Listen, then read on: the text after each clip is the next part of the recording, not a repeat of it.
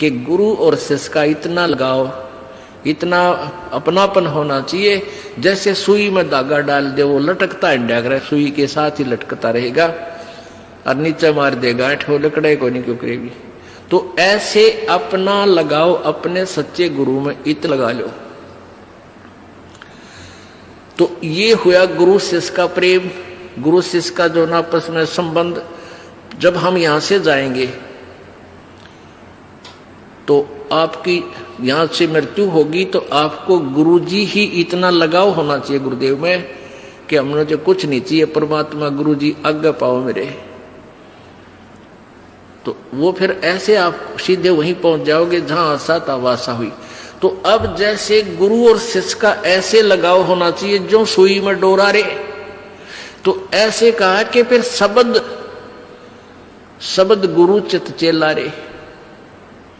जो मंत्र गुरु जी ने आपको दे दिया वो तो तेरा शब्द, और इस चित्त ने, इस मन ने उस शब्द जो मंत्र दे रखा है उसका चेला बना दे। इस मन को उस मंत्र का, इस सुरत शब्द समावे। तेरी सुरती, तेरी मन, तेरी आत्मा उस दिए हुए मंत्र के साथ ऐसे चिपकी रहे, ऐसा ध्यान रखे, इतना उसका सेवन करे जो सुई में डोरा रे। यानी ऐसे सुरत और शब्द इसको बोलते हैं। जो गुरुजी ने मंत्र आप दिया है उसके साथ इस मन को इतना जोड़ दे जैसे गुरु और चेले का प्यार हो। तो अब कहते हैं सुर कहे कबीर सुनो भी साधो, अब शब्द गुरु चित चेला रे। गुरु और शिष्य का जो लगाव है ऐसा ही इस मन को इस मंत्र के साथ ऐसा लगाव लगा, यानी एक पल बीच न दूर ना हो दे। होले सुहागण सुरता त्यार मालिक गुर जाना है हेतु तो। होले सुहागण सुरता त्यार है तेरा सुन शिखर बरतार मालिक गिर जाना। ये सुबह आपको सुना दिया था, अब रह कर इसका विश्लेषण कर रहे हैं। अब नित्यानंद जी, ये तो कबीर जी का अमाणी जो आगे आपको सुनाई जा रही है। इससे पहले संतों शरण लाग के सुरत शब्द समाह, शंख असंकों को से तेरे पिया का देश, और एक पलक में पाइए ले सतगुरु उपदेश। ये ठीक है कि एक पलक में पाइए ले सतगुरु उपदेश। अब 16 शंख कोश की दूरी पर सतलोक है पाताल लोक से, और पूरे संत से नाम लेने के बाद फिर देर नहीं लगे मालिक पाने की। लेकिन आपके अंदर आपके हृदय में ऐसी श्रद्धा मर्यादा अंतिम श्वास तक बनी रहे। सुन सलहली सैल है गगन मंडल के माँ, और प्रेम बिना पावे नहीं चाहे कोट समाधि ला।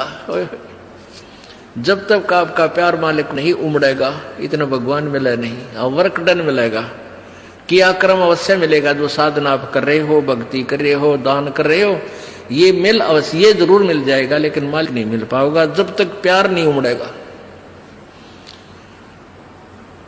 अब कैसे प्यार कैसे उमड़ेगा भाई? जैसे सूरज के आगे बदरा ऐसे कर्म सयारे। भाई प्रेम की पवन करे चित मंजन फिर जल के तेज नयारे। क्या बताते हैं परमेश्वर गरीबदास जी महाराज परमेश्वर को पाने की कैसी विधि बताते हैं कि जैसे सूरज के आगे बदरा ऐसे कर्म छयारे। हमारे पाप कर्मों की छाया आत्मा और परमात्मा के बीच में ऐसी होगी जैसे सूरज के सामने घनघोर घटा छा जाती है। वो घटा, फिर वो बादल कैसे वहां से दूर होते हैं। तेज हवा चलती है तो बादलों को तितर बितर कर देती है, और सूर्य का प्रकाश फिर ज्यों का तुम समक्ष होता है। तो ऐसे कहते हैं कि हम आत्मा और परमात्मा के बीच में जो पाप कर्म रूपी जो बादल हैं उनको कैसे दूर फेंका जाए, कैसे छांटा जाए, कैसे खत्म किया जाए। जैसे सूरज के आगे बदरा ऐसे कर्म छयारे। प्रेम की पवन करे चितवंजन झलक तेज नयारे। प्रेम की पवन, इन पाप कर्मों को काटने का, इनके हटने का क्या लक्षण होता है। आपको यहाँ बुलाया जाता है, ज्ञान सुनाया जाता है, आप जी को मंत्र दिए जाते हैं, आप जी को प्रेरित करके आपके हाथों से 2 पैसे दान करवाए जाते हैं, दंडवत प्रणाम कराई जाती है। इस सब का उद्देश्य है कि आपका हृदय इतना विनम्र हो कि परमात्मा की चर्चा चल की आंखों से आंसू की धारा बह जा, दरिया बह निकले, चर्चा चले एकांत में बैठ के या कहीं चर्चा चले जाता कि रह रह कर आंखों में आंसू आने लग जाएंगे। जब मालिक की चर्चा चलेगी तो समझो आपके पाप कर्मों के बादल कटन लागे। जैसे सूरज के आगे बदरा ऐसे कर्म छयारे, ये प्रेम की पवन करे चितमंजन फिर झलक तेज नयारे। तो यहां नित्यानंद जी भी इसी का समर्थन कर रहे हैं।